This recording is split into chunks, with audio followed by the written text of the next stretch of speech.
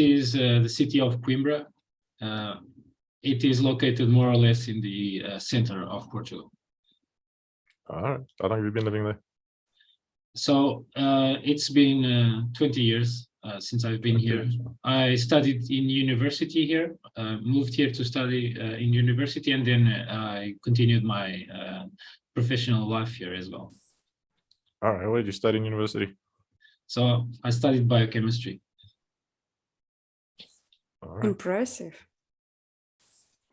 Yeah. And we are live. We are on YouTube already. Hello, everybody. And today we are discussing chapter 6 of Nonviolent Communication by Marshall B. Rosenberg. Today in the room we have Nodrik and Rogério. Guys, take over a little bit and while I set up the stream. Okay, so Nodrik, could you please do a little rundown of the previous sessions, like a way to bridge what was discussed previously to bridge this current life? If you can, Yeah. it would be really great. Yeah, I think I can do that. I might make a couple of mistakes, but so chapter 1, Rosenberg introduces nonviolent communication and emphasizes that it's about listening with empathy and expressing with honesty, giving from the heart. And there are 4 components to expressing and 4 things to listen for: observations, feelings, needs, and requests. And yeah, that was chapter 1. I wasn't around for that. There was done with some other guests, stream 1. And then chapter 2 was about a couple of things a couple of bad habits or habits of speaking that alienate people, that block compassionate communication, sort of judgmental language, diagnosing people with like who is what kind of adjective rather than focusing on feelings and needs. Chapter 3, I think, moved into communicating observations without evaluation, or like just separating out observations and evaluations, clarifying the difference between a pure observation and an observation that has evaluation mixed into it. And then chapter 4 was about expressing feelings and building a bit of a vocabulary for feelings and the difference between feelings and non-feelings, and expressions that count as expressions of feelings and expressions that don't. And then last week we did chapter 5, which was expressing the needs that are linked to those feelings. And yeah, Rosenberg makes the point that other people can't cause feelings, I think, in chapter 5. So we had a discussion about that. Thank you, Nodrik. Brilliant way for a newcomer like myself to get a feeling of where you were at. I feel that perhaps you have been on most previous streams, maybe not all, but most of them. Also, it's really striking how nonviolent communication builds up a vocabulary that is clearly and starkly missing in current day society, which is a vocabulary focused on self-knowledge and self-development, of which a huge component is non-intellectual concepts like feelings and needs. We suffered a huge intellectual revolution, which we call the Enlightenment, and maybe we went too far. There was even counter movements like the Romantics. So the Enlightenment was headed by figures like Voltaire and Bacon, while the Romantics were Rousseau, for example, and Baudelaire. But then I think we still haven't synthesized the 2 aspects, intellectualism and romanticism, or having a good grip of what constitutes the dimensions, valid dimensions of being human. Of course, we have the intellect, but we have way more than that. And I think most of the schooling and upbringing of human beings in the past many decades has unfortunately focused or obsessed too much on intellectualism, and has suppressed other dimensions, or even almost cut them out, like creativity, emotional intelligence, the leadership literacy, financial literacy. And so if people go from start to finish in schooling and stop at academia, like I did personally, we end up a person that can cut the universe in small pieces, even if just in thoughts. But we are really bad at judging human characters, especially starting with ourselves, our own. We are very rejecting of being wrong. Our emotions overpower us very easily because we are unaware of most of what is going emotionally with us. And there, of course, is a huge disconnect between what we need and our emotions in our minds. And that is very unfortunate. It is very unfortunate that it is so common that so many people don't have the chance instituted in our institutions by normalized to develop all dimensions of being, all faculties of humanity. So yeah, this is kind of my reading at what Marshall Rosenberg is aiming to complement. Mm-hmm. Thank you, Rogério. So we can get to it. I will try to keep it short. The chapter 6 is requesting that which would enrich life. It's like just even the name, it implies something that is positive and that is good. But like requests are all not always to enrich life.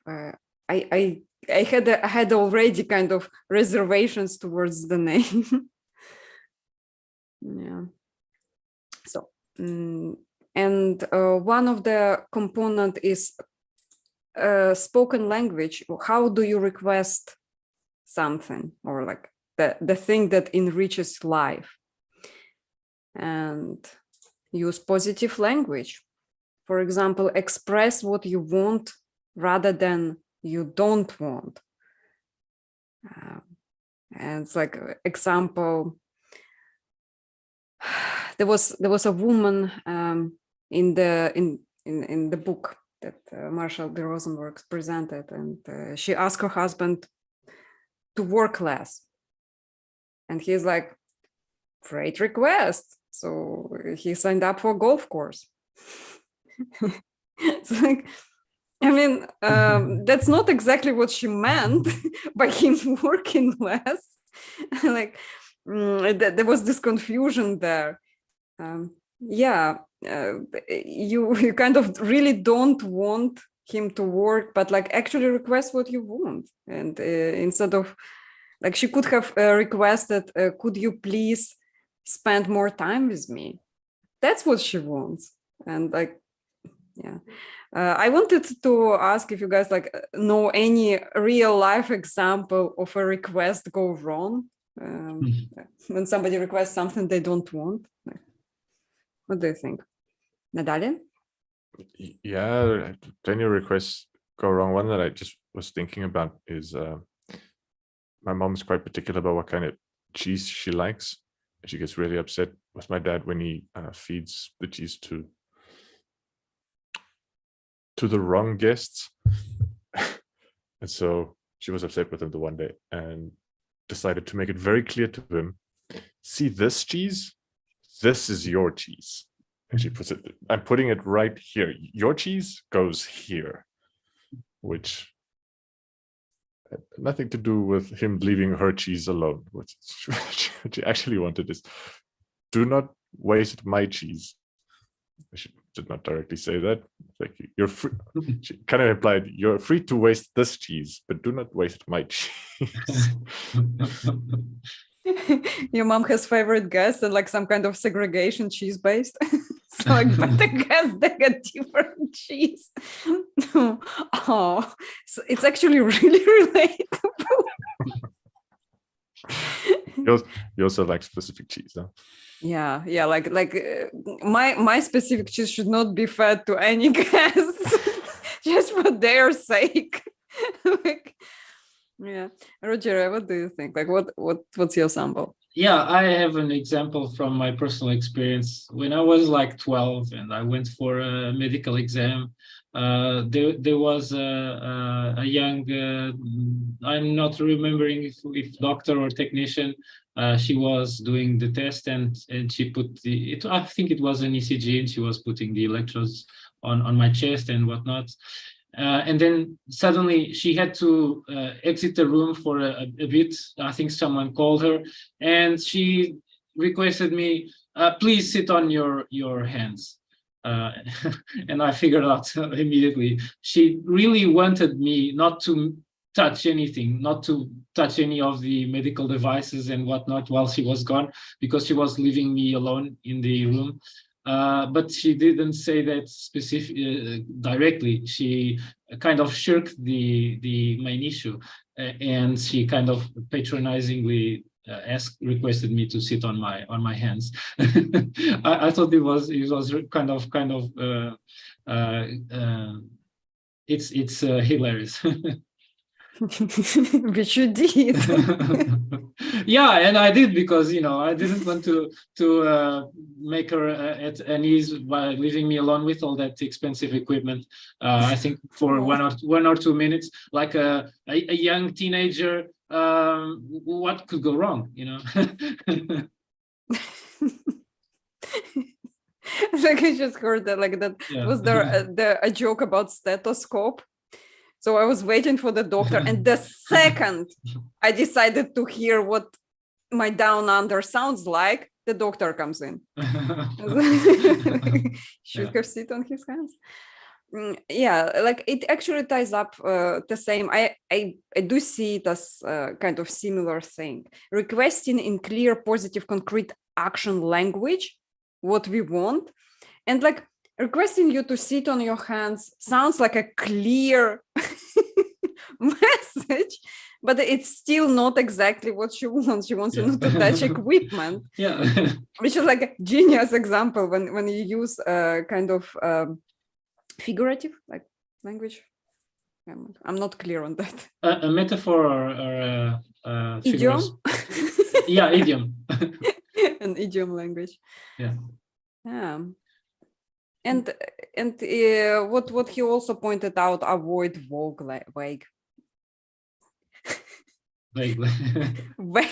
language. Avoid woke language. Yes. It's like that's because it sounds like it actually does sound. I want vague language. So yeah, I do have difficulties with pronouncing those things. So like I not only I avoid vague language, but I also have to make it super clear that people understand what I meant. Because of the accents I put in my speech. Also, if it's a really important conversation, maybe avoid your fourth or fifth language. Try to go for your. Yeah. How many languages do you guys speak? I speak to English and Portuguese. Yeah, I speak 2 1/4. I really speak Afrikaans and English, and I can make a fool of myself in French. Excellent. I just asked in order to make myself feel good. Yes. I will not flex. And avoid vague language. Yeah. So what do you guys think about vague language? Can it be accents? Probably not. There's this tendency in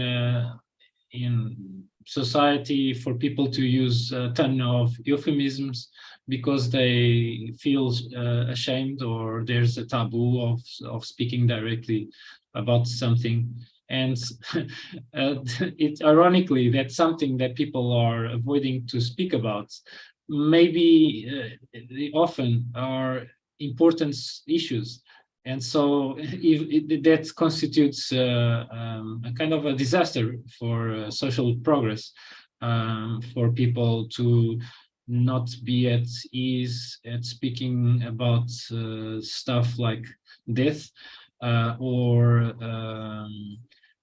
disability, or the fact that some people might take offense at the way that we dress them, something like that. So, or maybe even talk about slavery, which is something that, although we think that has been abolished 200 or 100 years ago, it still goes on in certain forms, and certain parts of the world it's very expressive. And so I think there are many things that we should directly talk about so people can become more comfortable with it. Yeah. Okay. I wonder what vague language is. Still, like I remember that was this request which was so vague, and the person would not follow, and request would not be fulfilled, and the person would be so mad because nobody reads minds, basically. And it's like trying to think of a specific example. For example, a woman would have a request in a very convoluted language. I cannot think of one. Hello, Graham. We have Graham in the room, like you're joining. Like, yep, I'm here. Thank you. Hi. We are trying to figure out examples of vague language. Nordalian, do you know one? I bet I can think of a bunch of examples of just super vague requests. From the book, there's a dad that asks his son to be more responsible. And I think what I may be mixing up the different examples here, but the way I recall it now is when Rosenberg worked with the dad and the son to get some more clarity of what dad means by responsible, dad really meant do whatever I say exactly as I say it when I say it. Jump, you jump. Yeah, you ask how high and you jump, and yeah. There's another example, I think, of a woman who wanted to be accepted. Like, I want you to be more accepting of me, and more specifically, she never wanted to be criticized for anything that she does. Oh, okay. She wanted her husband to be more supportive, and that's probably what she requested. And the real thing, she wanted to do whatever she wants, but not to get criticism for anything she does. I remember that. And like also the example of the father and the son. The father actually wanted full-on obedience, but requested responsibility to feel better about himself, probably, which was excellent. Like I did like those examples. Yeah, Graham, how have you been doing, man? Oh, that's not a good question right now. I just got out of narcissistic abusive torture. So. Oh, yeah, dude. Yeah, Like, no, I had to spend time with my not soon enough ex-wife here. So, and she's a covert sociopathic narcissist. And I met her in '87, and again, I was fooled till 2020. And it was just, she started getting groomed at 3 by her father. My kids started getting groomed at 3 by her. I see what happened now. And again, 2020 hindsight, but it's just, it's stomach churning and sickening. So, I'm coming out of that one, but I can definitely give you some good examples on vagueness. No, I was wondering about requests. It's like that's a very unfortunate situation, dude. Oh, no. I was going to say I'm well aware of what's going on here with vague requests because that's part of it. One of the biggest ones is the use of indeterminate reference, especially pronouns. Something's wrong. That's sort of it's the you don't know exactly. It's sort of you're referring vaguely, hand waving at an area, and the person's supposed to know. But if they pick the wrong specific item within that area, then you can sit there and just lash at them for being wrong. They didn't get it. And that's where the use of it's like I refer to as operating from within a cloud of uncertainty, where they never pin themselves down. They expect you to pin yourself down. And as soon as you do, they start using that against you. I'll tag to hear what other people have to say. I mean, I've had a similar but probably more mild experience with a person that I also think displayed a lot of the typical behaviors associated with narcissism. And yeah, like directly asking for clarity about what you wanted us to do, like in group settings, and if there was anything that I could do different that would make her happier. She was very often quite unhappy and not willing to talk about why she was unhappy. And so yeah, so she would describe, she would actually claim to be unable, like she would, not just herself unable, but she would claim it is impossible to articulate the thing that she needs. So she would claim something like the goals she's after are ineffable in like a spiritual way, and she presents herself as a very spiritual person. So it's these non-propositional, ineffable things. But she, like, when it goes right, she knows how it feels. She would also not describe how it feels. She would just say she knows when it's right, it feels right, and right now it's not feeling right. So that's very vague. Yeah. That's quite difficult to work with. And when it's not feeling right, it's hammer time. It's time for getting back at someone, perhaps.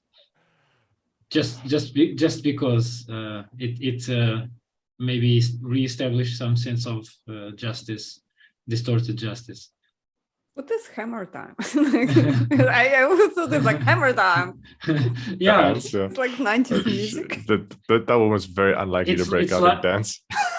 It's just the thought of imagining her breaking out in dance is hilarious. It's awesome. Yeah, it's like the narcissist suffers, and so the narcissist has to lash out on someone, and likely someone that is really close and at hand. Yeah, I was lucky enough not to be at the receiving end of most of the lashings. It sounded like she saved that for her husband. So I think her husband's experience was more like what Graham's experience was. I was lucky enough to kind of be on the sides of that. Yeah. Of that. Sure. Funnily enough, possibly Graham could shed some light on this, but there's this really old idea that if you get a good wife, you become happy, and if you get a bad wife, which seems to be the case by what you told us, Graham, you become wise or a philosopher or something like that. And so only if you survive the experience. Go ahead, go on. Yeah. Schopenhauer used to say, "What doesn't kill you makes you stronger." And he also liked to describe that when you find a personality that is really exquisite and rare, like each narcissist is unique in their own way. Each one is miserable in their own way. You can learn a bit about human nature that many other people by direct experience will never even fathom. So No, I you, go ahead. you Go on. could, Go on. I want to hear what you have to say. Go on. So please teach us, Master. I was going to sit there and say that sounds like it's what I've been referring to, that I just kind of putting the finishing touches on is my 3 hurdles, my mantra that I require for people to clear in order for me to consider them as a serious part of my life, and that's decency, honesty, integrity. And all 3 of them I have objective metrics on. And it's like the first biggest hurdle is for somebody to be willing to at least understand that objective truth exists. It's not everything is totally subjective within yourself, which is what Nodrik was talking about there, where it's everything's measured off of myself. And ultimately, the worst one is feelings. Because I don't know if I shared with either Kara or Nodrik, but I learned when I was, I don't know, probably about 10 or so from my father and mother about the huge disconnect between feelings and reality. Because it was the explanation of my father. Yeah, he put himself through school, studied at night, he was an MD, JD. And he was constantly trying to buy my mother Christmas presents she would like, and she was never happy with them. And he would buy them, a new microwave, the first time microwaves became available, like a $3,000 microwave back in the 70s, and a project, all this stuff. And it's like, and her complaints, it was for the family, it was for the kitchen, it wasn't for her, it wasn't personal, it wasn't feminine. And one year, he had me go with him get the present and everything, and he figured he had knocked it out of the park. And this, again, you're talking early 70s here, so he was going to buy her a mink coat because that's totally for her, totally feminine. It's of about the same price range he was spending with everything else. And he thought, this hits all of the check marks. And when she opened it up, she was angrier at all the other ones. And ultimately, she couldn't explain why, except for what Nodrik was saying. It was she wasn't happy, and she couldn't say why she wasn't happy. She just wasn't happy. And at that point in time, as my father sat there and said, if nothing I do can affect the happiness one way or the other, I'm just going to do the minimum and, not put a lot of extra thought and effort and everything into it, and recognize I'm just going to have random results. Going to tag for you guys. I just like to point out that me and Kara have had little giggles at Graham calling me Nodrik. My apology. No, Graham, it was hilarious. You're telling a serious story by calling Nerdalian Nerdurian. It was so funny. You know how I feel about humor and spiritual alchemy. That's all good. It's wonderful. Like I was like, I'm trying to empathize. I go into empathy mode about the thing, but then you say Nerdurian, it makes me giggle because I'm always desperate for laughter as a live buoy. Like that's my I think it's already by now a condition. Like people, like each time there is something serious going on, my brain tries to find something funny. And like I lost friends over it. Like that's how serious it is. Like they literally, like, I was opening up to you, but then you started giggling, and I was like, damn it, that's like, and I cannot claim like it's some sort of condition, but it's not diagnosed. It's like escape mechanism. What you have, I think, is similar to what I have, Kara, and that's you complete the synthesis. I mean, you complete the dialectic. You're always looking for that part that's missing, because everything is part of something and part of something else. So you're looking for that complement, and a lot of times the complement will have a humorous aspect to it. And at least that's my take on what you're doing, because I can so relate with what you're saying. And it's always good to have a joke ready to diffuse a tense situation. I actually find it hilarious. Humor is such an important invention by humans, because it really is an anti-stress behavior, literally. We see some of our most stressed out, anxious people around us kind of compensating with laughing or making fun at even the most trivial things to keep on de-stressing. So yeah. The old saying is, you laugh so you don't cry. Yeah. Yeah. I'm wondering, Graham, if you are familiar with the books that Robert Greene wrote. He wrote about human nature, laws of human nature, and laws of power. And by your experience, I think it would tie really well into the practical wisdom that you gained from your life experience. It would give you more case studies of people that really existed in history. He gives these case studies of people like Louis XIV or Stalin. He tells how these narcissist personalities would function, how people around them would suffer, and he would give recipes to deal with these personalities, because we must not kid ourselves. There's always a new narcissist waiting around the curve to shower us with their good graces. And so, yeah, it really is a good investment to be as aware how they work and knowledgeable about how to counter and evade them entirely. Sometimes the best recipe is to identify them as quickly as possible and keep them away as soon as possible. There's really no other prescription. No, you're bringing up a lot of points, and I do have a lot of insights in that one. Just real quick, who was the author again in the book? Robert Greene. Okay. Is that with an E at the end or not? With an E at the end, yeah. Okay. I thought it probably did. The name sounded familiar. Yeah. No, where I boil the essence of narcissistic abuse down to an abstract core of basically stomping on your foot and at the same time telling you they're not hurting you. And it's a disconnect.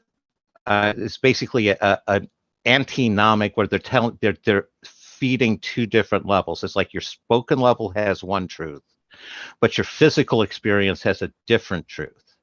And they're basically forcing you into that, trying to process those as being true at the same time. And that's inherently destabilizing to a psyche. And they have a standard playbook that tends to run off of that essence of stomping and denying at the same time. You can put that into the agent provocateur. You know, the guy in the crowd that basically throws that hidden punch and says the other guy did it, and a riot breaks out. And the traditional one of, as I put it, it's a relationship is two people, me and you, becoming a we. What a narcissist does is a boundary situation. They don't recognize boundaries. They overstep boundaries. They test to see how far they can push, where they're going to get pushed back, and how. And that's because for them, they don't see the we as anything but basically a piggy bank they get to steal from, that you will put stuff into that they can get from. Because in general, reality, it's that's one of my big beefs is a being and becoming, and we've kind of tossed becoming out. But you don't notice that transition, and the relationship people need to give and take into it, and for it's a being unto itself, and you need to feed, both people need to feed it healthy, otherwise it's not a healthy relationship, and it's not going to function right for both people. And what the narcissists tend to do is they'll pretend like they're in the relationship, but they're in only so far as what they can get out of it. And as soon as what they see their long-term benefit is dropping below what their basically current costs are, they're gone.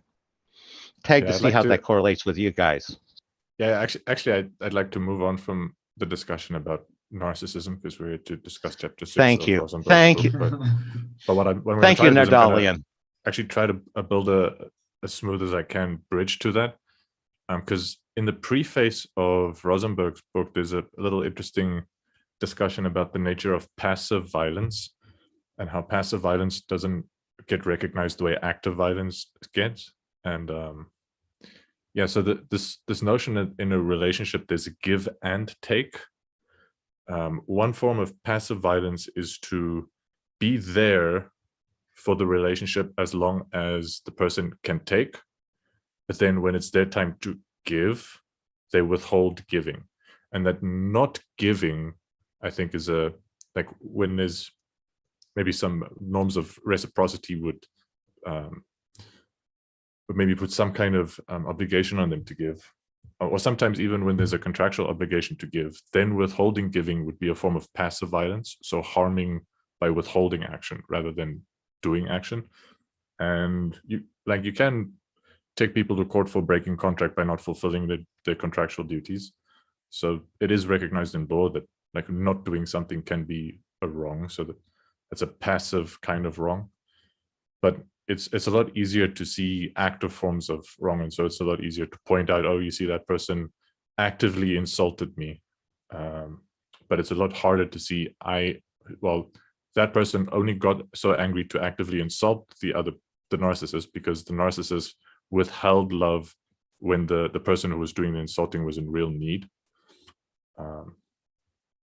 For one example, there are like many other possible examples where in a relationship there might be a give and take and a withholding, but sometimes there can be a misunderstanding with withholding things that the other person need, and those misunderstandings can be rooted in just unclear requests of needs or unclear expressions of what people need. And so if the needs weren't clearly expressed and there weren't clear requests made, then it's a little harsh to blame people for withholding the requests or not complying with the requests. That's the best I could do to try to get it back on to requests. How's that? Yeah, I felt triggered. I felt triggered, but then I started laughing because I remembered how Graham called in Nerdulian. It's like, yeah. And this idea of giving and taking being entirely separate, it's possibly also a false dichotomy, because as Marshall Rosenberg said in one of his lectures, we receive from our giving, and when we receive, we also give something as well. And so they are almost interlinked, and perhaps these kinds of people, which we will no longer speak their category, they are not aware, or maybe they were conditioned in upbringing to not make that connection. No, you bring up a very good point. And one of the ones I would sit there and say that's an example, trying to get us back on track a little bit, is showing appreciation for gifts that you may not like, because it's appropriate to do so. And I saw one where my pastor, he got a birthday present from a fellow, from a fellow member, and it was basically one of those kits you put together, and it was poorly painted. And again, he doesn't need something like that, but he showed just what a great guy he was. But very profusely, you thank the person because it's a love gift, and you have to appreciate it for the process of the giving in addition to the object itself. And I think some of that difference between the two, the process versus the object, has been lost a lot these days, where people only look at the object as what the benefit or not is. And again, it's the process of the giving and receiving is also important. Tag in. Yeah, if we don't have any customs and rituals, what are we? We are savages. And so when we do something that is ritualized in society, like giving a gift, if we don't do it, or if we don't give it reverently enough, or in the receiving and don't receive it reverently enough, then we are descending to something inferior to our ideal of society, of human society, where we are descending to savagery. And we should be aware of that danger and not allow us to descend into that kind of baseness. And so, yeah, I think we should bridge this to the making requests consciously here in the background, Kara's background. Thank you, guys. Well, that was an interesting, actually, branch that the trio of nonviolent communication grew into.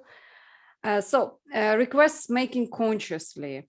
I was overthinking to translate it to myself.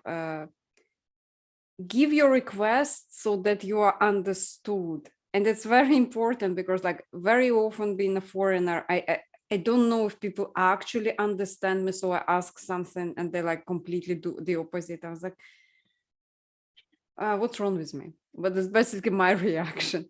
And here is, for example, one of the requests that express your need and feeling, accompanied by, and to be just clear about the request. Yeah, it's difficult. It sounds easy on paper, but it's difficult because I don't think I actually know what I'm requesting to myself. Like, so I have to have first that conversation with myself. So that example of the woman, I want you to support me. I do want it. Like, I want people to support me. But do I really want to blindly make mistakes and people cheering me on making mistakes? No, I don't. So there are different ways of supporting somebody. So the request should be clear. I want you to support me, but to the extent that I'm not making terrible mistakes, for example. So that's my view on it. How about you guys? Nerdalian. I quite like Nodrik, actually. I mean, yeah, Nodrik is already like just a silly name, and Nodrik just takes it a level more seriously. An upgrade. It's like Mr. Jekyll and Mr. Hyde. Like Nerdalian is the serious one, and Nerdulian is the goofy one. It sounds like goofy. Like actually, it was like Nerdulian is the guy with the ears. So like that's just how my imagination takes it forward. Yeah, and if there's one thing I'm good at, it's taking serious to the next level. I mean, silly to the next level. Yeah. I was going to say that's actually quite similar to what we talked about last week with regards to the link between feelings and needs and the real causes of feelings. In order to express that accurately, you need the self-awareness to know. And so in that case, the true underlying causes of feelings. And in this case, if you're requesting stuff, like you may end up requesting very specific things that follow all Rosenberg's rules, but then when people comply compassionately, you may end up being unhappy with the results. And so it takes some self-awareness and the ability to forecast whether our life would actually be enriched if someone were to comply with our requests. Sometimes we make vague requests and people don't do exactly what we intended them to do, and we have unhappy results. Even so, they tried to comply, but they misunderstood and they did something else. Sometimes they do exactly what we asked them, and it still makes us unhappy because we asked for the wrong stuff. So, but so what is worse? when we request something and someone does it unfeelingly, and we clearly see in their eyes, they're rolling their eyes, they're kind of like we're asking our brother, young teenager, or son, young teenager, to clean up their room, and they clearly are not motivated to do so, but they still do it, but with a lot of resentment. Whereas if we ask someone to do some task at our workplace or whatnot, and it's an intern with little experience, and we're kind of foreseeing that he will fail miserably, even though he's really eager at learning and stuff, and he will try his best, but he will fail because the thing is a little bit above his competency.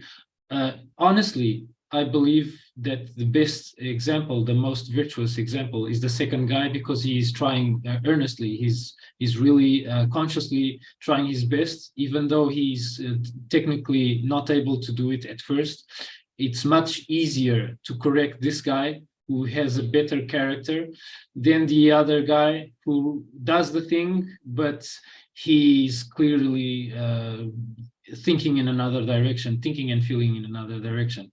And so the ability to have this awareness, not just of ourselves, but of others as well, of what's going on with them, I think it really plays really well in this part of the requests. No, definitely. To pick up on that one, some of that is the context within which the request is being made. Because if it's being made in a work environment, you're kind of expecting that person to realize what they're being asked to do as part of the job. And businesses, if they're successful, don't have a lot of work that people does that's not actually needed as part of the business. So at the very least, you should be thinking about, why does the business need this done? And just to explore a couple of the areas on the request angle, one of them is, I think you can press it Rosenberg style a little too much, because, if I'm at the table and I'm asking, could somebody please pass me the salt? I don't think I need to go into an extensive, deep explanation as to why I need that salt. On the other end is, I'm not quite sure how to unpack a request like, I don't want you to do the dishes, I want you to want to do the dishes. Yeah. It's a very specific request, but I'm not quite sure how functional or reasonable or anything like that it is. Yeah. And tagging out. You could, there's this ancient guy from 2000 years ago, he used to say, you could fetter my leg, but Zeus himself couldn't have the better of my free will. And so, well, free will is free will. Only the self could change the free will part. We can try to inspire him to do so, but we can never directly change a person's mind that they're so against us, antagonistic with us, they won't even pass the table salt. And so we will have to reach out and get it ourselves, because sometimes that happens, that may happen. Sometimes people are so in such a mental state that they won't even comply with a direct request, because they are completely antagonistic. They are in another mental area that inhibits even such a simple request. But having said that, when people are really motivated, it's like magic. We just need to show the way, and they just go. They just go, and at most they need just guidance.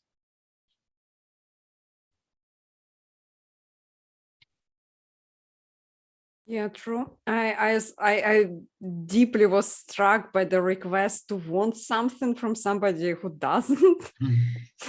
That seems like massively unreasonable request. Like, I want you to want to do the dishes. Like, how? Like, how is that possible? Like, you don't want to do the dishes. Can you make yourself want it? Like that type of request. Like, it's hard to change You're used to ourselves. hanging around much more reasonable people than I do, Akara. Okay. Yeah, like that seems like very much surprising. Like the thing is that like people tell me, I want to change, I want to try, I want to do that and this, and I was like, I like wanting something is one step, but like if it comes difficult or unnatural to you, or if you have to force yourself, like you shouldn't possibly do it. Maybe find another way. So Right, something like that. That's Marshall's Rosenberg's advice. He says that if you don't want to do something, he advises you to not do it against your own will. If you are not motivated to do something, as if you were to feed a little baby duck, if you don't want to do that thing, if it's nothing to do with you, he advises against doing it. That's what I remember of it.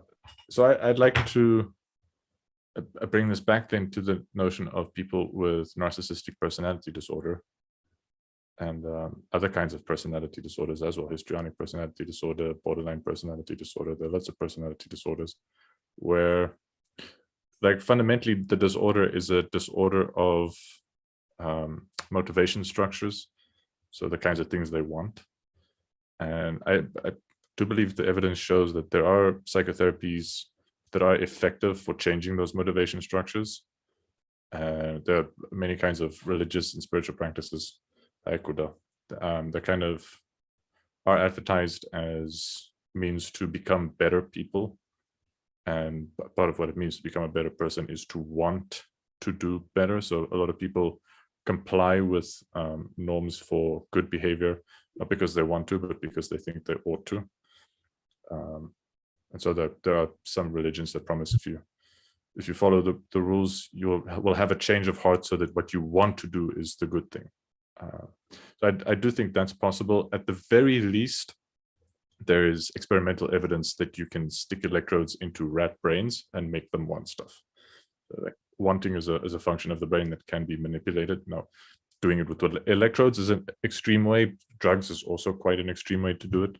Psychotherapy is a less invasive way, and the sort of transformational personal practices, spiritual practices that are even less invasive than a psychotherapist leading it from the outside. So I do think we have the ability to, I think it takes a while, but to engage in practices that change what we want. And yeah, something like I wanting to be with people like family members, for example, a spouse or a partner or whatever, that wants to spend time with us because it brings them pleasure, or that wants to take care of us because it feels good, I think is quite natural desire. So I think we have quite natural desires for other people to have specific kinds of desires. So the desire for someone else to love us is at least partially a desire for them to have certain desires directed towards us. And so, yes, saying something, I want you to want to take care of me. So taking care of someone is one aspect of love. And yeah, we want people to want to take care of us, and we want people to want to spend time with us, and we want people who, I think I've made the point there, but and I think it's possible for people to change. So the dishes one seems a little petty. Like I don't want to do this annoying thing. So it would be real cool if you enjoyed doing it. So how about you go do it? It seems a bit much, but yeah, when it comes to like more serious things like being taken care of and spending wholesome time together, I think the theoretical notion that sometimes we want people to want things is not always unreasonable. I think it can be quite wholesome to want a narcissist to be less self-centered. So I want your desires to be less all about what you want. I want you to also want what's good for others. Can actually be in the interest of the narcissists themselves, because if they weren't so selfish, their relationships would work better, and because they had better relationships, they'd be happier than too. Behavior to want somebody else to do something like we want in itself. You know, I admit that if somebody is having a narcissistic behavior, we can, sort of like look at it and define it and understand it. But isn't it the desire to change that also sort of narcissistic? in the sense that we want other people to obey us. You see? It, No, it can I be. see what you're saying. It need not be. I was going to say, I'd like to follow up on that one, because with my interactions with narcissists, I fully recognize I can't change their core nature. What I want to see different is their actions. And so their actions damage me and innocent people less. Because if the narcissists want to all get into, basically a mosh pit and go after each other in a steel cage death match thing, that's fine. I'll order some popcorn and watch. But just leave me and the other decent people who want nothing to do with it out of it. And what I was wanting to follow up with you, Nadalian, is how do you see competing, contradictory wants being reconciled with people in one action? Because a lot of time people will want to be loved, well, or like the woman wanting to be supported, but she's not doing the thing that her husband sees right. It's like she wants to be supported in her problem, but the husband sees her actions making that problem worse. So he has trouble supporting her from an emotional standpoint because of the factual basis. Just trying to see how you see those competing wants in different directions that are contradictory. Tagging. I can talk a long time about that. That might take us a bit far afield, because contradictory wants and multiple conflicting desires and conflicting interests is something I've been interested a long time, and there are many strategies for dealing that. I just think it's a pervasive part of human life that we want many things, and they're not always in complete harmony with each other. So we can have conflicting desires with ourselves. Just we can have in the moment conflicting feelings about wanting to do different things, and it's especially prevalent when we want different things over different time scales. So we want to lose weight, but we want the piece of cake right now. And if we take the piece of cake every time right now, over time we will be putting on weight, rather than, so the long-term goal gets sacrificed for the short-term goal, or other way around, we sacrifice the short-term goal for the long-term goal. Or we can strike a balance in between there. And we can want to be in a harmonious relationship with someone who we have conflicting interest with as well. So that comes up often with different people want things that are mutually contradictory.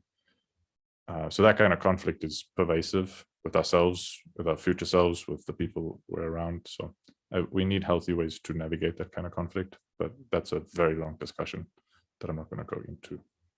If I might just really quickly add, there's this thing that might be worthwhile considering, which is conditioning. Possibly narcissists have conditioned themselves to want things in an antisocial manner. The things that they want consistently and repeatedly throughout their lives is self-defeating and damaging for other people.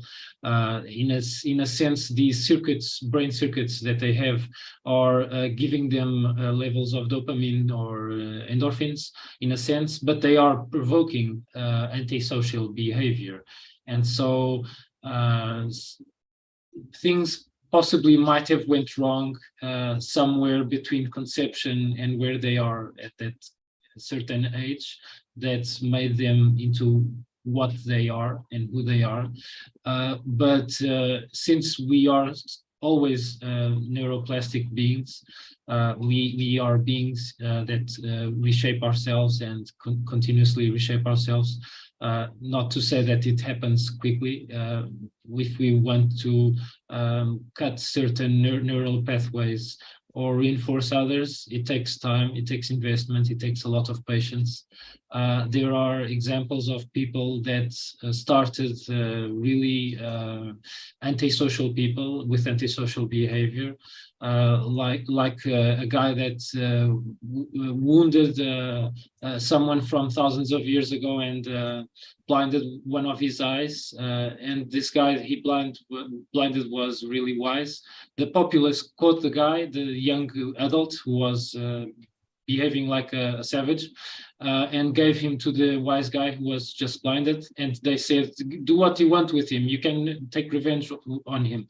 And this wise guy, his name was Lycurgus of Sparta, and he decided to take him in as a student and train him, make him into an exemplary citizen.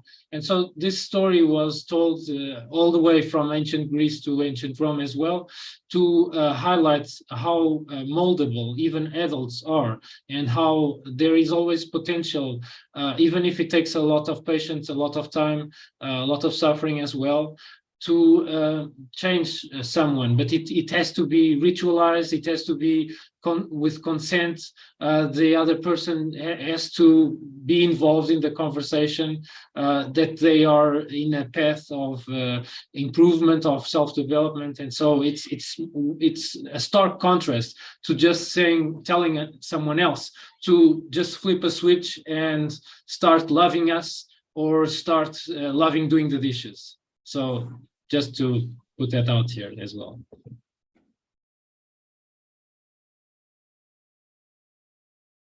I question some of the stuff you guys said, because I have to admit that I rarely want other people to do exactly what I want them to do, knowing that, you know, they're individuals. So the only real way I sort of see in which you can, well, a person can affect the behavior of someone else is really by showing the example. You know, show me, don't tell me. So any concept in which I would drug someone to do my bidding, force someone to do my bidding, tell them to do what I want and that they have to smile at it, it's really aggressive to me. It sounds a very brutal type of action. I really feel like showing other people the way, you know, like, if you go this way, you won't get hurt, just follow. That's inspiring enough, you know.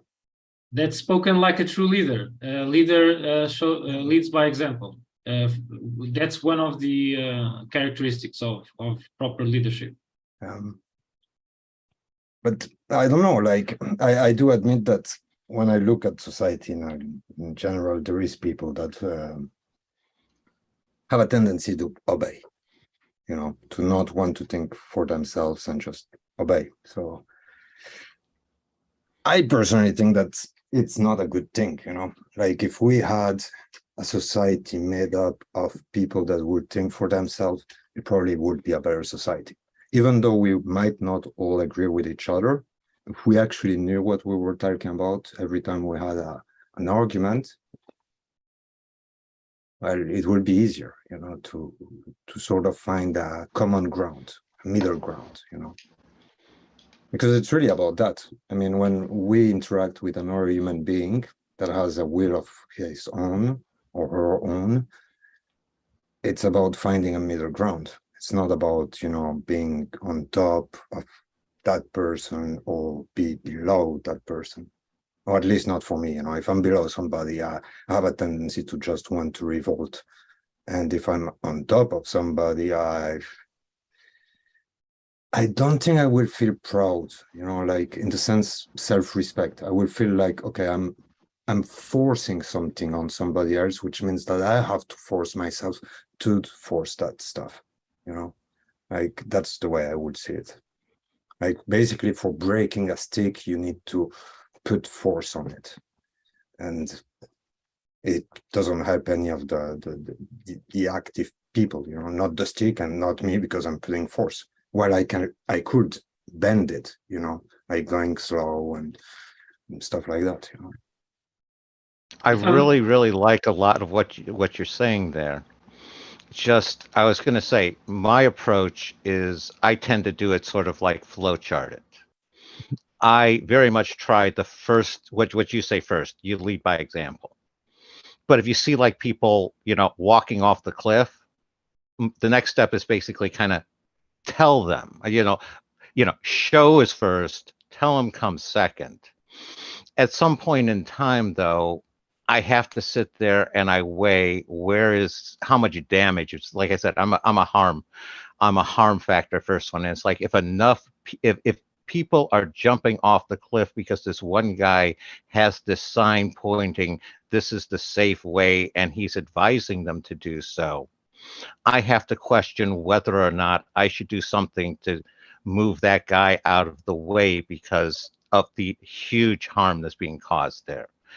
And when you have situations like that, sort of like with a doctor, the first thing in the Hippocratic oath is first do no harm. The first thing a surgeon does is cut into a body. And the reconciliation of that is the only reason to do harm is if you're producing a much greater good in the long run. And I'm going to tag out because I like a lot of what you were saying, but I was just sort of saying where I have sort of a gradiated flow chart where if this doesn't work, go to step B, step C.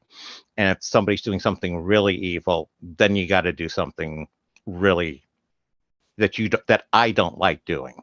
Well, but there is an aspect of truth in what you're saying. Like I can see what you mean. Like, for example, what I think very often as a good deed, is not about the result. Like I could be helping somebody and, that person is going to be happy. And it's not about me making them happy. It's about me doing something that I know will make somebody happy and then feeling good about doing that action. So the same thing happens to me when I watch self-destructive behavior. Like I will get close to the person, tell them don't do that, get closer to the person, try to tell them not to do it. And eventually I imagine I would step up. But because of the motive, I do it because of for me, basically, because I don't want to watch somebody hurt themselves. I don't want to see somebody, have an accident or something like that. It's not that I really want to save them. It's just really that I feel that's the right thing to do to keep my subconscious morality clean, to say something, like interesting.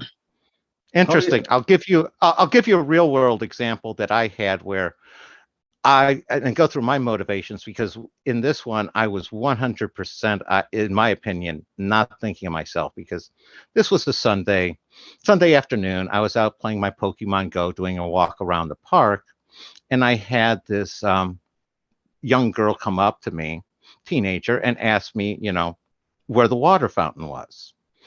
And I thought about where the water fountain was in this park, and there wasn't one in this specific park, but there was one across the street in the apartment complex. And I told her first, no, there's not one here. And then she got dejected. I said, oh, there's one over there. And then she started being confused. And I said, here, I'll show you where it is. It's just across there. And again, I'm an older gentleman. This is a young teenage girl. I'm very careful that I'm not, keeping my distance, not anything untoward at all. And when she, when she walks over there, I see a baby bump. And it starts to be clear, this is a runaway. She's looking dehydrated. And now she's refusing to go drink the water. It's about 90 something degrees. And if this was just her by herself, I let her go. But since I asked her if she was pregnant, she said she was. Once she confirmed that she was pregnant, I sat there and said, ma'am, you need to go drink some water out of that one. And I need to see, because I was a medic when I was in the Air Force, I need to see you drink water, because this is for the health of both you and your child. And if you don't, I'm going to call 911, because you're clearly not operating out of a good sense of mind for your self-preservation in the situation. And I need some authorized people who can judge the situation for themselves, the authorities, to do the right thing. And she refused, so I called 911, and she screamed at me about how she didn't need any help. But it just literally, for 20 minutes, just ripped into me. And I talked to the medics afterwards, and they said, no, you did the right thing. We got her some water.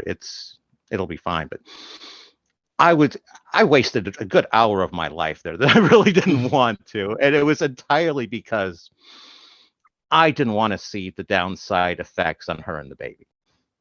But Tag. would you have seen it? You see what I mean? I mean, I didn't want it to happen. I didn't want reality to see it. yes. It's you like didn't- that. yeah. It's like slavery. Just because I don't see slavery happening doesn't mean I'm not concerned about it. And that's part of it's the iceberg effect. I guess part of it is if I don't, it's not out of sight, out of mind for me. I'll No, tag out now. I see what you mean, but for example, for me, when I observe my own behavior and I try to comprehend it, because one has to think about, our actions and our chain of thought that lead to those actions. What I see is that most of the good things or bad things that I could do, I would actually not see the repercussions. If I hurt somebody and that person disappears, I don't know that I hurt them, or perhaps I do know, but I don't feel the extent of the hurt. And the same goes with a lot of really bad things that happen in the world. Like, personally, there are things that I find unacceptable, like to see them happen. So I know that I would actively try to stop them when they're within my vicinity. But I do know also that in this world, all of those things that I don't accept within my vicinity are also existing outside of my inner circle, which means that I can't stop all the pain of the world, except by going on a holy crusade, medieval style. But we're not in that stage of history, not anymore, at least. So the way I Or at see least it, some of us aren't. yeah. Well, for me, the way I see it is, I justify when I think about it, I figured it's not the consequence that I really care about. It's the how do you call that? I don't like the word purity, but that quintessential stuff of morality in which maybe you want mean virtue. Maybe you mean Yeah. virtue. Yeah, or a good character, or upstanding character, as we say it nowadays. Just having a good feeling about yourself, knowing that there are certain things that are hurtful to other people and you would not let them happen. And like, sometimes people tell me, oh yeah, but hurting someone can lead to helping somebody else or stuff like that. But ultimately, we all know what hurting means, and we all know when we hurt somebody else, even if it's an animal or if it's stuff like that. We can read the body language, and we felt it ourselves and stuff like that. So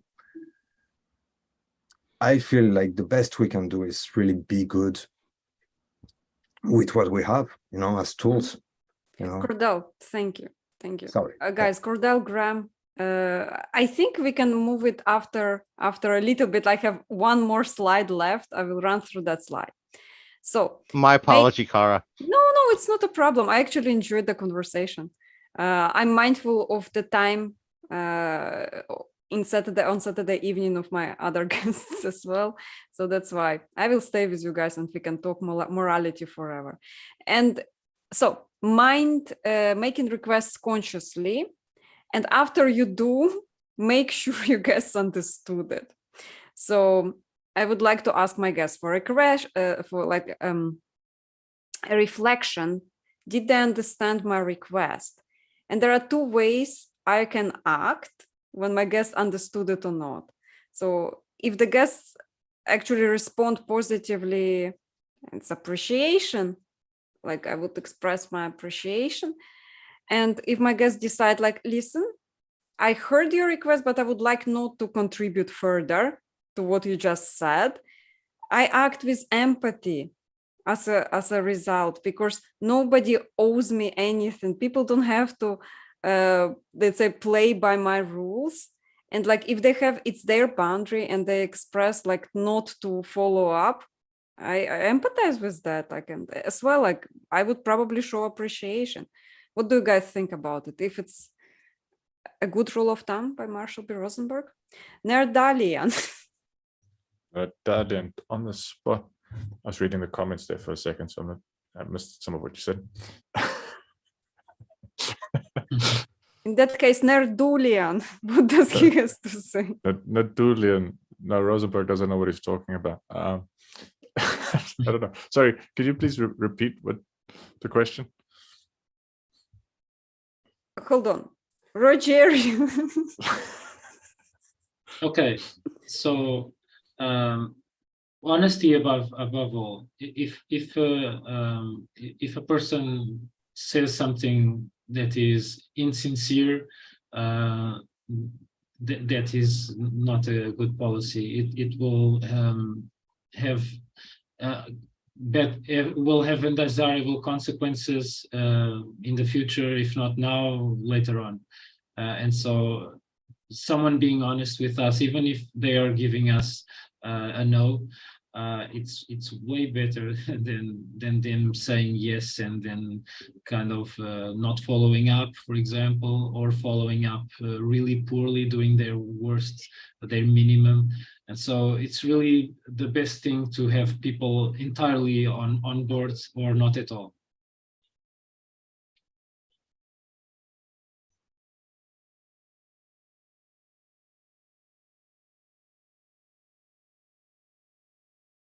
And another thing that I was remembering, if we are really making a request and it's not a demand, if it really is a request, then by definition it must accept either both a yes or a no. If we want to force a yes, then it's not a request, it's a demand. I was gonna say, I'm gonna operate off of a reconstruction from like a vague memory of what I actually heard. So I think the question has something to do with, like, if you make a request of someone and they don't comply, Rosenberg says the thing to do is to empathize with their needs. And the question was, Franz, do I think, Nadalin, do you think that's a good move? I think that can be a good move. The kinds of friendships and relationships that seem to be the closest, that happens back and forth really quickly whenever there's negotiation happening. So someone will say, I'd like to do something this weekend. I feel like maybe going out for a movie or whatever. What would you like to join me? And that person might say, actually, I really don't feel like going out to a movie, but yeah, we could spend some time together. It's like, oh, all right. So I understand that you don't want to see a movie, but I kind of like, more important to me is that I want to spend time with you together. So how about we go play pool with you? Would that suit you better? Like, yeah, that would suit me better. But actually, do you think we can maybe do it on Sunday rather than Saturday? So just like a real back and forth where both parties have needs and feelings and desires that both parties respect, and both parties collaboratively try to find a thing to do that meets both people's needs, rather than just like one party, I want you to do this thing, and that other party either yes, no, and that's like the end of the discussion. Like there's a collaborative back and forth where people can come up with creative things to do together that can simultaneously meet both parties, or even if it's a group of friends, it can be a multilateral thing, or a family, where everybody's needs are taken into consideration. And the more people come, the more likely it is that basically everyone will have to compromise on not getting their first choice, but like it can be negotiated such that everybody is more or less compromising an equal amount. And also, even though everybody's compromising a little bit of what they would be their first choice if they weren't in a negotiation, they're still getting something better than by being by themselves. So they're still benefiting from the end result in the overall picture of their needs and desires, even though they have made some compromises. So yeah, to really stress on the empathy part of that, to like say, like when you ask someone, would you like to go to a movie, and someone says, oh no, I don't really feel like going to a movie, like, oh, I hear what you're saying is that you're feeling uncomfortable with my request to not, like that whole like really elaborate talking about feelings. I don't know how helpful that is, and except maybe in therapy, and like Rosenberg was a clinical psychologist, so you would like there's some issues where like the feelings are the main source of the problem. So like elaborating what the feelings are can be helpful. But for a lot of requests where we're making of each other, we'd be mutually making requests of each other and collaboratively trying to find good things to do. And I think that's the kind of winning move. And perhaps also that these people, two people or a group, they are all acting as peers at the same level, and there's not a kind of a dominating figure. Mhm. In friendship, that's the ideal to me. Like if I'm this thing about this person that I said behaves in ways that are somewhat narcissistic. So she asked me what I want, why am I around? And I said friendship, and she's like, that's really cute. And instead of friendship, what I got was being told, all right, so this is what we're going to do. And if that didn't suit me, then I could either just leave or I could get with the program. And that sort of authoritarian, I say what we do and you comply, is like not compatible with the notion of friendship that I have. But I do see there is some value in hierarchy in some situations. So famously on pirate ships, it's all very democratic until the battle starts. And then when the battle breaks out, there's a strict hierarchy and captain calls the shots and people don't ask questions of why are you asking us to do this? They just comply with the orders. And like very strict chains of command in the military. And you follow orders and you don't ask too much. But even there,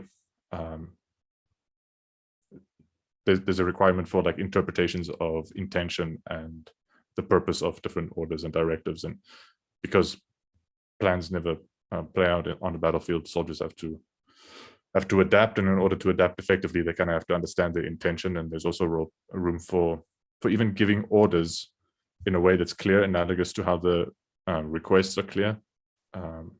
So demands can be made poorly, where you're demanding something specifically and not making clear what the intention is or what the goal or what the objective is, or they can be made more clearly, where it's like in terms of intentions and objectives more than maybe feelings in the context of military. But yeah, that's enough. Sorry. No, I was actually trying to build on that. By the way, the person Italian was describing was not me, although I felt triggered a little bit. Just like, I decided I need to make it absolutely clear. So I am a kind of sensing in myself in my past where I would like describe people that I want to have around. And like I want to have people that possess those and those qualities. And like, if you aren't possessing those qualities, I guess you should be honest with me and not be around. And then the person who wants to be around but doesn't possess the qualities I require, they kind of like, well, should I lie? Should I pretend? Or like, is she making me to do this? Like, is it a threat? No, it's like an honest request. Just be honest, clear with me. Like, if not ready, like just tell me you aren't, so I move on and have that. And it's asking for honestly to do something. It's not related to Nordalian's story. Okay, and asking for reflection from people. After we ask for that reflection, if everybody understood and if everybody decided, do they want to answer like the way they want to, or do they want to withhold the answer just like because the asking itself seems pretty patronizing, let's say, like, did you understand what I asked? Yeah, don't patronize me. I would like you not to ask me that questions. You still empathize with the desire not to be patronized, let's say. And then requesting honesty is basically like, I read it as asking people for an honest take on what you just expressed as a request.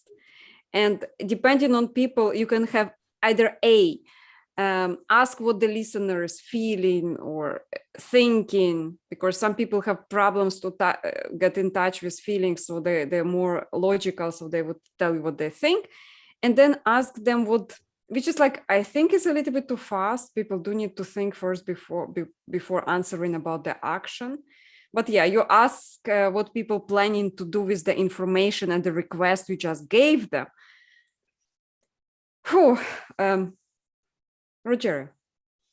Yeah, and so let's try an example so we aren't only abstractly talking here. So to pick up the example of that Nordalian gave, let's go to the movies, and we are talking about going to the movies, and you, Kara, have just been to the movies. You're kind of had your fill for this weekend in the movies. You say, well, I'm not feeling like going to the movies. It's quite enough for me. And then I have two options. I just think that maybe you have something personally against me or us, and you don't want to hang out with us, which is kind of jumping to conclusions. It's kind of misreading or doing more than you just said, or just asking a follow-up question, which is, okay, so would you be willing to do something different? And then giving it as an open-ended question.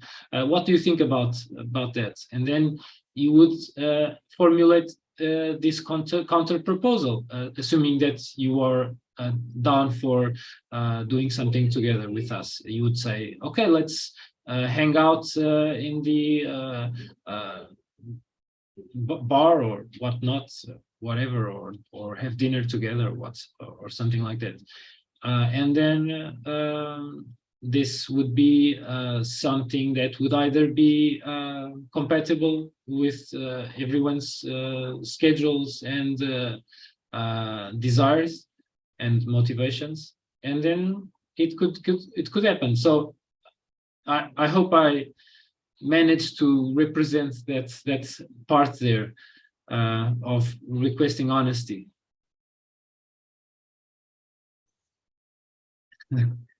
This is kind of it's really practical ways of dealing with human behavior and what might be behind human behavior, which is kind of like a gray or black box.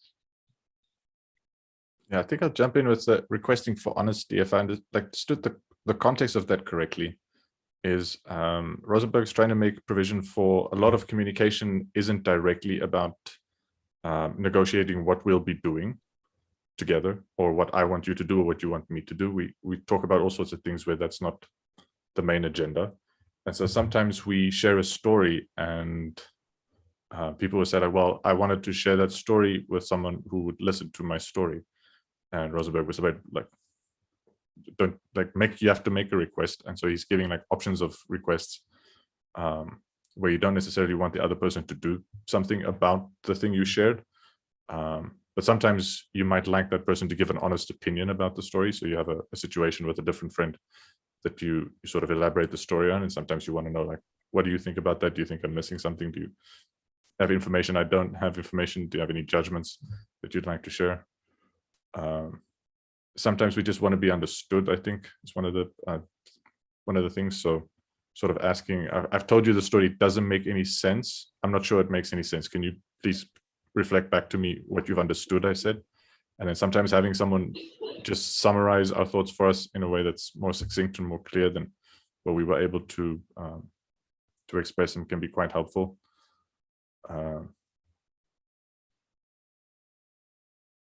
Let's have a look.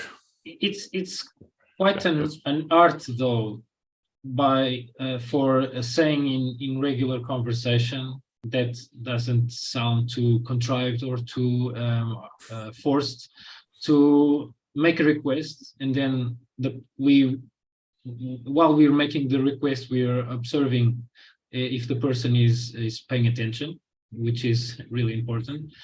And after we end our request, we kind of want to double check if what formulated inside their minds matches our request. So this is like the first step, I think, before even figuring out if the person will say yes or no, to confirm whether they got the request correctly. And so it's a good thing to have approaches or strategies to say, I would like you to do X, and then say, do you have any doubts or questions about what this thing X that I'm talking about is, or what do you think about it in general?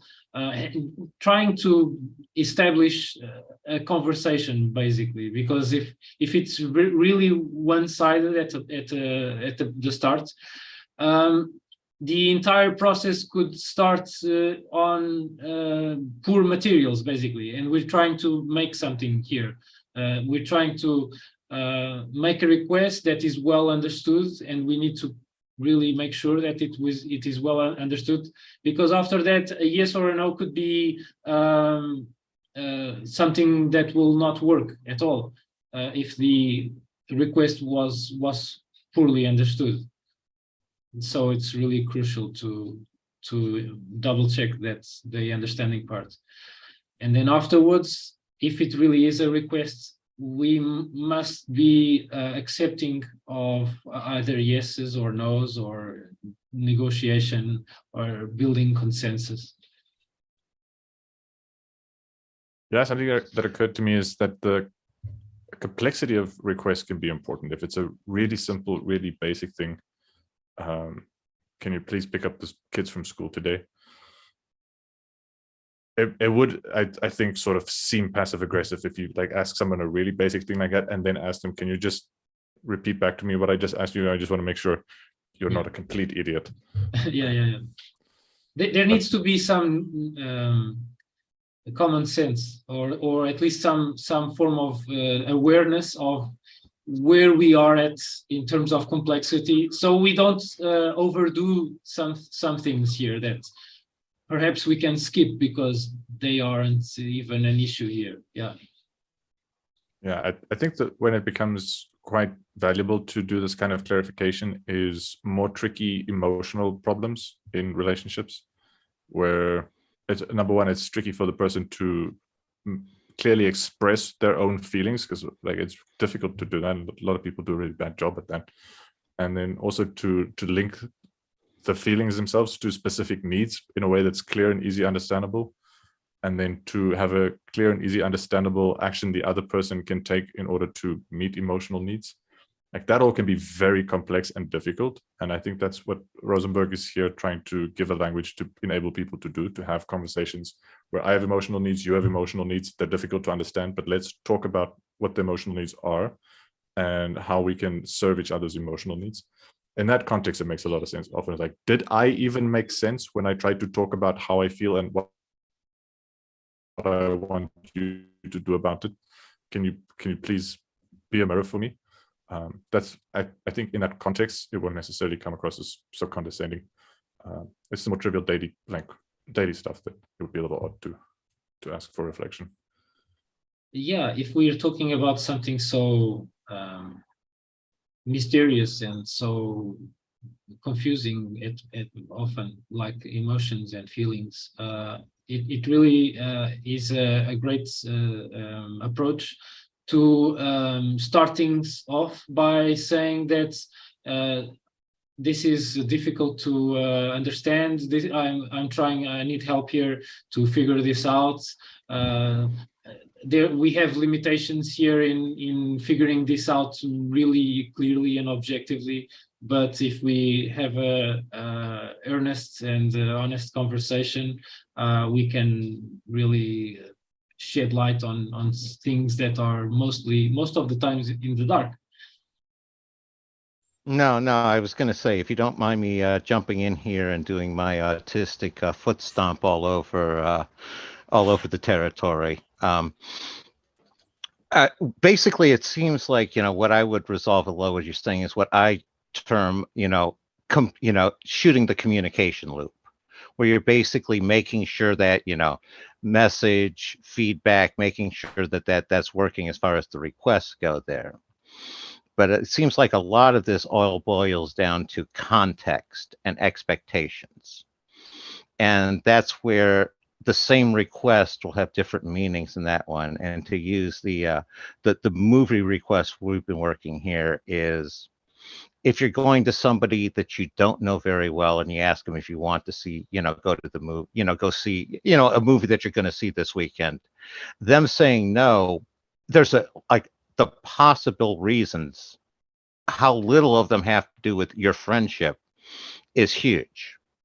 When it's somebody that you tend to get together with every Saturday night, and a lot of the time, about half the time you go see the movie, you call them up and say, hey, do you want to go see, this movie Saturday night? And if the answer is just no, that's a huge break in the expectation and the context.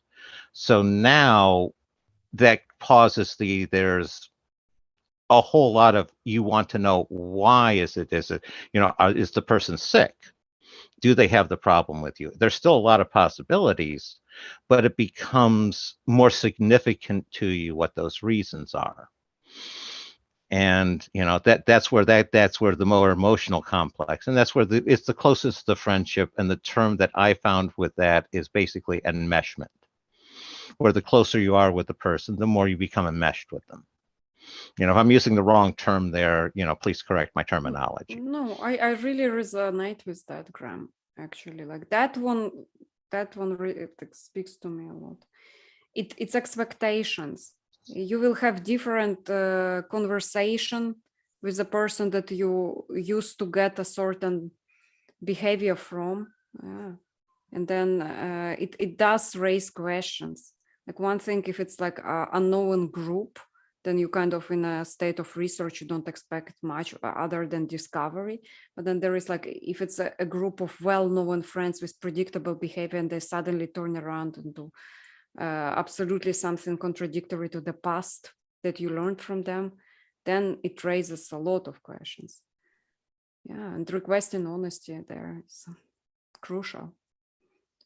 So before I move on, Cordelh, any last words on that? No. You're muted. I agree with everything. Thanks. Same. So guys, I have one last slide. I will put it in. Like I also have an exercise, but I am not sure we have enough time like to play around with the exercise. So that's it. And how do we distinguish? That's a fun one. A request and demands. So like those are two different things. And definitely when we receive demands, we can either submit or rebel. If it's request, we can either like not submit, but like like hear them out and decide what to do next. So basically, it's what happens after when we decide not to, let's say, do what the person who requests asks us, and if you do not comply with the request. And long story short, the speaker, the one who asks us for something, can either go criticize us, judge us, manipulate us, throw us into guilt trip in order to coerce us into doing something, or the speaker can like, well, fair enough, like I tried, that's it, like, and like acts basically like a normal person with empathy somehow. So that's how in lamest terms I would describe what I read in that part. And yeah, so what's your summary on that, Nardalian? Yes, summary. I wasn't thinking summary specifically. I was actually thinking about the two options that Rosenberg says we have when people make demands. I'm still a little bit with like in a military context where people aren't doing touchy-feely things, they're just issuing orders. And there's a lyric that I'm thinking of, like, honored were our orders. So I was thinking like the difference between submitting to a demand and honoring a demand. And I get Rosenberg isn't thinking military context, he's thinking like family context or friends or like close intimate relationships. But I was thinking like a dad could speak to a son and say, demand like and never allow your integrity to be violated for trivial things like wealth or status or whatever. And that could be a demand in the sense that the dad would really react negatively with criticism, and if the son would fail to comply with that, and so the son could submit to the request, or the son could sort of try to understand the virtue behind the request and try his best to honor not the demand, not the request. So trying to live up to demands that in ways that are sort of intelligent and wise, rather than just submit like passively like a sheep, just following orders blindly without really thinking about them. So I think the other part is trying to make the difference between honoring and submitting is to try to make the compliance a part of one's character is more honoring a demand than or make it come from inside one's character or from inside one's heart. Is different from just submitting to it, which may be insincere or with resentment. I think Rogério said earlier about the example of a teenager who may comply with a demand out of resentment. That may be a form of submission, but sticking with that same example of someone asking a teenager to clean the room or something like that, honoring the demand could be like the teenager taking it seriously, that maybe I'd be a better kind of person if I were more disciplined and I had the self-respect to want to live in a clean environment. And currently not that. I'm just kind of like a lazy pot smoker or whatever, but I want to be that better person. And then sort of as a step in that direction, just cleaning up their room is a way to like more honor the demand than to submit to the demand. And one can fail to comply without necessarily rebelling against. Like rebellion seems quite active to me. Sort of actively sabotaging is the kind of vibe I get from rebellion, where someone could just refuse, just non-compliance, just stand their ground. I know that's a boundary for me. I won't go there, but they're not retaliate in any other way. Whereas rebellion seems to apply like a level of retaliation that goes beyond just a plain no. Yeah, so that's where my thoughts went with the two possible responses to demands.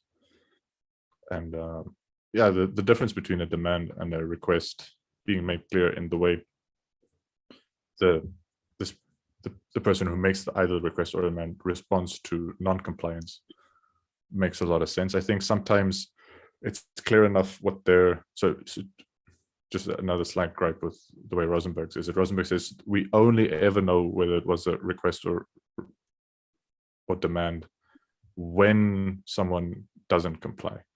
I think sometimes people can make it quite clear that a demand is a demand before you've decided to comply or non-comply. So sometimes even when people do comply, from context and from the way it was communicated, it can be clear like, well, if you do not comply, there will be consequences. Like you will retaliate for you will be punished for non-compliance. That can be made clear before a person decides to comply or non-comply. That's a small little thing. I think the point he was making is that it's about whether there will be retaliation or criticism or pressure after or in the face of non-compliance is what makes it a demand.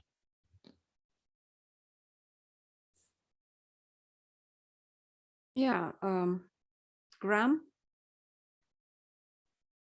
Yeah, no, I was going to say, just to use my autism here, it's a slide between request and demand. I don't see it as an either or so much as more of a spectrum.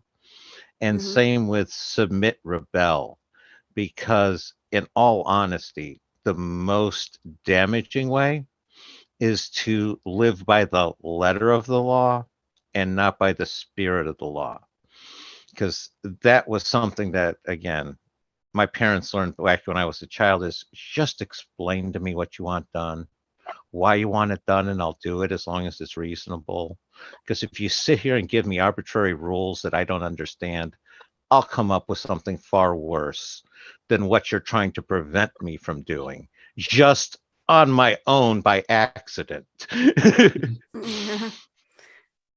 So and it's like with that spectrum, it's a, and again, 100% agree with Rosenberg. It's only after the fact that you know that was a demand rather than a request when you're blindsided by their retribution.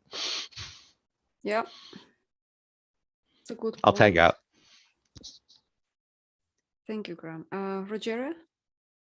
It's always a good policy to figure out whether it's a request or a demand. If it's been made to us, there are, besides posing the scenario to the person, to the demander, what would happen if I tried and failed to meet the demands, or even outright refuse? If what would happen, in what situation we would find ourselves in?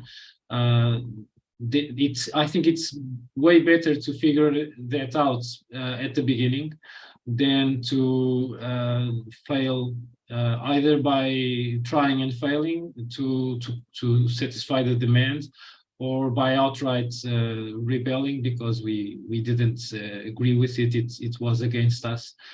For example, Henry David Thoreau, he didn't agree with the war between the United States and Mexico. He stopped paying taxes because he figured out the taxes were being used to fund the war.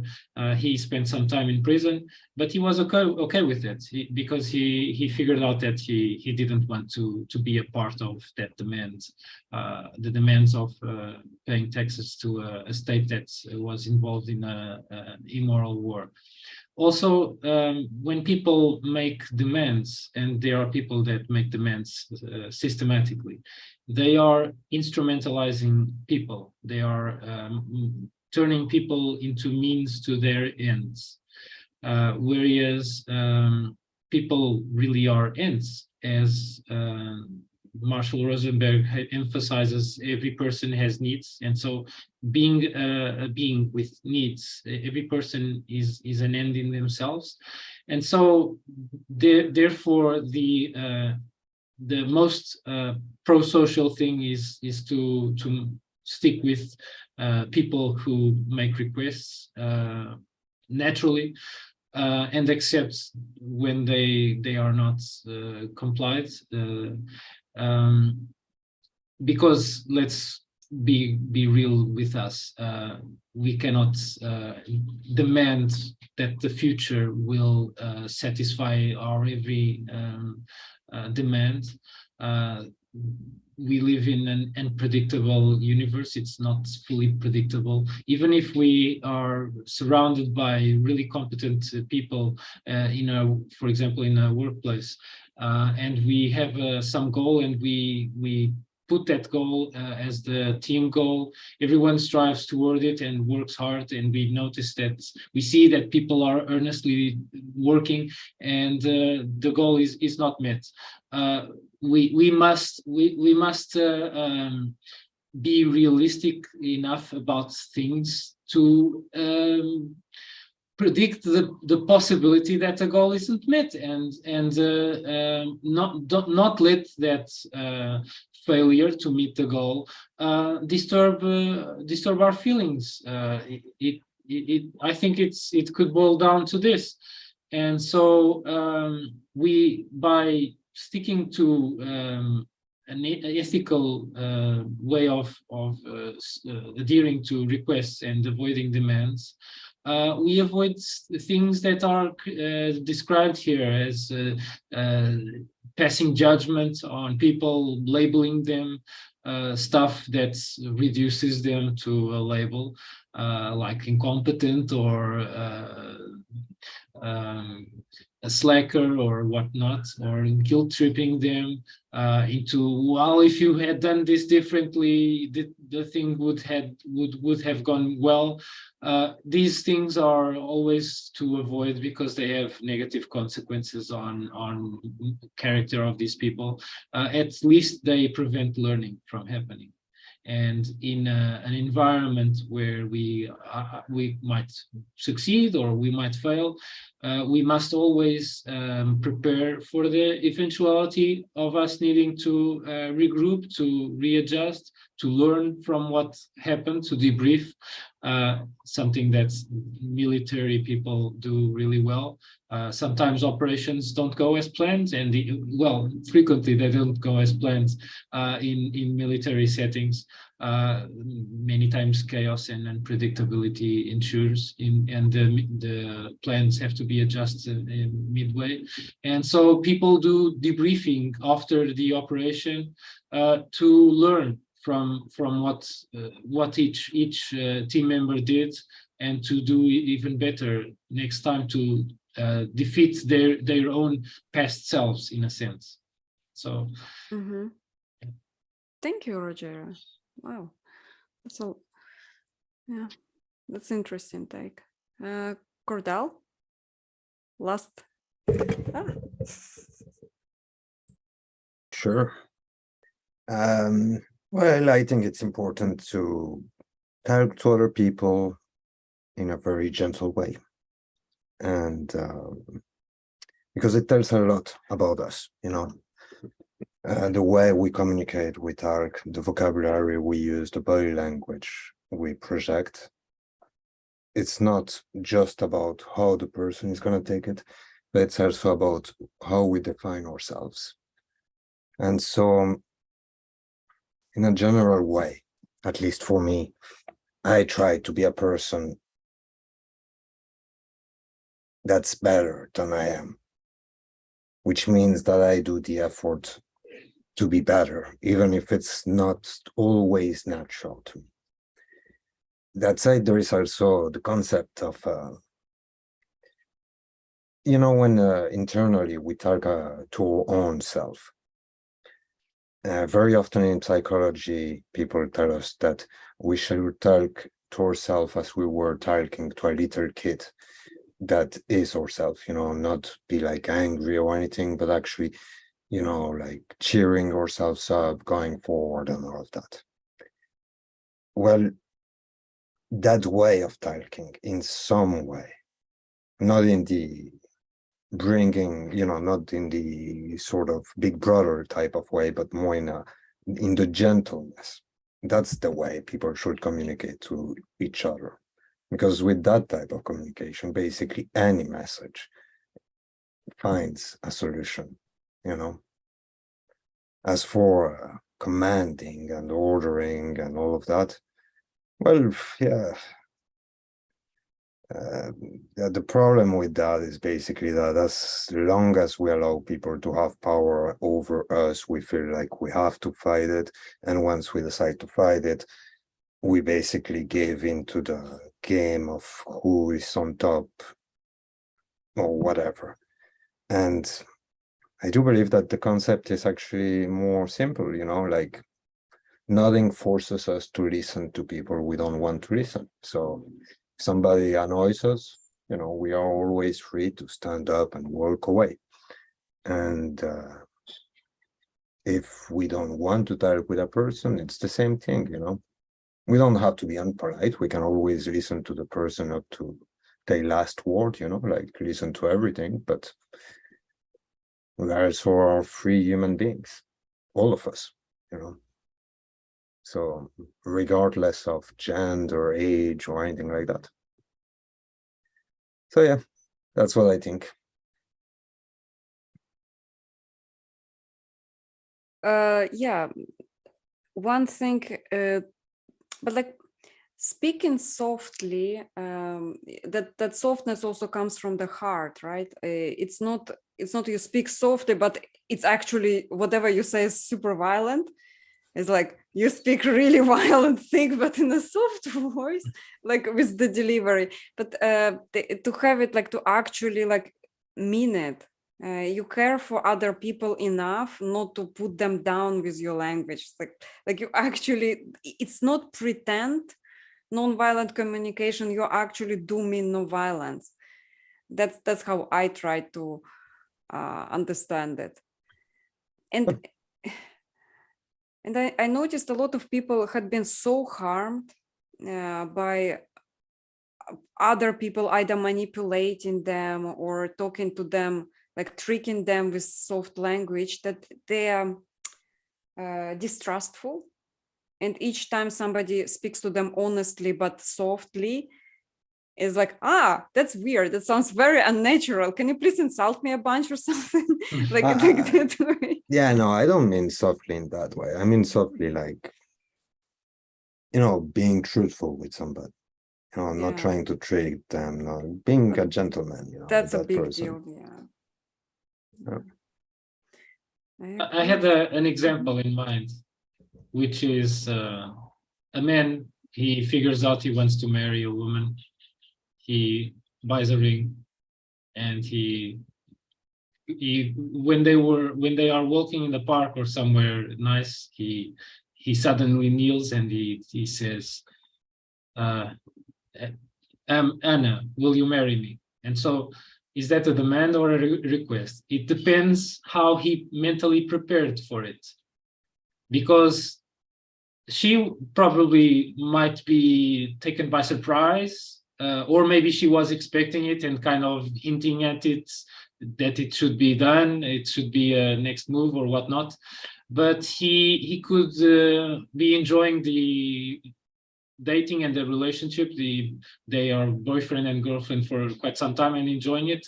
But so many things could be possible here. She could be she could say no because she is not comfortable with doing that next step.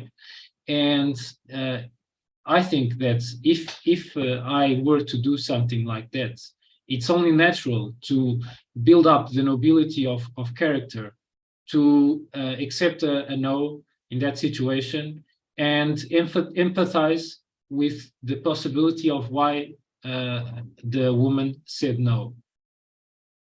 And not go and punish of, her for saying no. Yeah, or like, enter into me? Yeah, or else. Or enter into a depressive state, because some people are rejected and they feel really down, basically, because they put so many hopes on that yes, and that yes might not happen, So it's always a great thing to expect the worst, to mentally expect the worst, even if we're not a pessimist. But things are not entirely predictable. People are complex.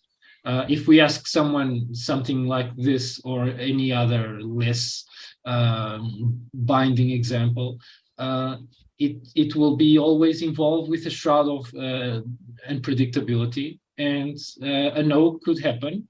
And so the person that is preparing to make some requests like this example should expect the worst, which is a no, possibly even never speaking again, because she kind of feels henceforth incapable of keeping even a friendship or whatnot, because she feels awkward afterwards. So it something like this could happen. And so what better way to prepare for something like this than building strength of mind to deal even with the worst rejection? Just thinking, like the real romantic winning move to be is to, like, for the guy to propose and to say, just before you answer me, I'd like you to repeat back to me what I just requested.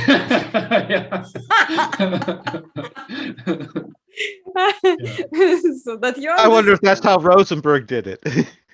He was married 3 times. Yeah, only worked the third time when you realized you're supposed to ask them to reflect it back before they answer. Yeah.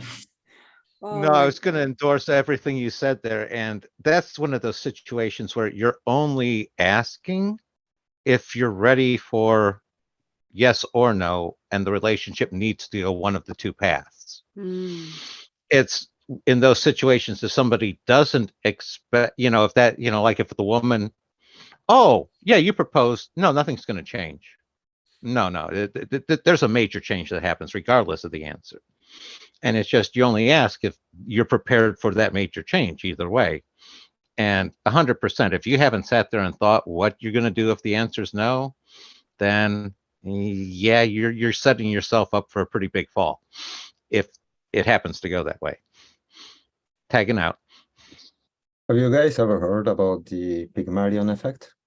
Self-prophecy? Oh yeah. Yeah. My Fair Lady. Yeah, I was thinking about that when you guys were talking about asking that type of question and not knowing if it's a demand or anything like that. Because the truth is, if I'm like deeply in love with someone and I know it's gonna reach an end in some way at some point, I do have a tendency to be very self-destructive. I'd rather drive myself, the car, into the wall than actually, you know, have somebody crash into me on the way there somehow, basically. Sink with the boat kind of stuff, you know. But that's a personal perspective, you know, like if I know that something is not gonna work, I do like the freedom of cutting the, you know, cutting the stuff. At the same time, I do think also that it's a very romantic perspective of, you know, approaching stuff. Like, for example, I remember watching a French movie way back when I was a kid, and there were those two lovers. And at one point, basically, one of them decides to end her life. And basically, in the letter she writes to the other lover, it's written something like, "It was so beautiful that I know it cannot be surpassed. So I'd rather end it here and now when it's beautiful." And you know, back in the days, it really marked me. Obviously, you know, it's symbolism. Like in reality, if that happened, it would be terrible. But in a symbolic way, in literature or in movies, you know, in that world that's all about imagination and all of that, there is something about reaching the top and not wanting to go down, you know.